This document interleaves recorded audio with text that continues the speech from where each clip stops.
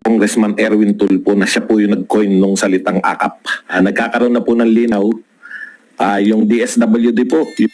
Ibig sabihin po yung DSWD, hindi po nila tatanggihan yan, pondo yan. Pero hindi po nila pinupose yun. No? So saan po nanggaling yung proposal? So una, hindi po ito galing sa DSWD. So yung nag-propose, hindi po yan, kasi di ba per department po, nakita po natin yung pagbabudget, di ba? Alam nyo, sana wala na lang ng mga budget hearing. Kasi tandang-tanda ko dyan, una nag-ugat yung away ng mga Duterte at mga Marcos eh. Yung pinahiya nyo pa sa budget hearing si Sara Duterte. Alam nyo po, nung budget hearing, yung confidential fund po ni Sara Duterte, grabe po yung pag-angal ng media, ng mga dilawan, ng mga kakamping, pati po ng mga tambalos-los vloggers, tambalos-los congressman. Diyan po sa confidential fund ni Sara Duterte. Eh wala pa pong 1 billion yan. Di po ba? 125 million lang po.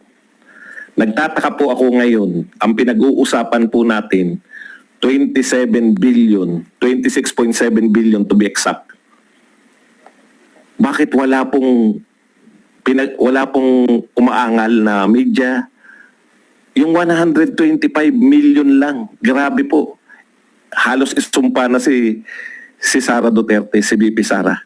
125. Bakit po to? 26.7 billion. Dehin bukiki ang media, dehin bukiki yung mga bumabatikos sa 125 million ni Sara Duterte. No? Double standard po eh. Ang pag-atake, no? Ang layo po ng pondo. 125, ito 27 billion. Dapat nung natuklasan to ng tao, nagwawala na. Nagwawala na sana yung media ngayon. Media, nasa na kayo? Ano na nangyari? Okay.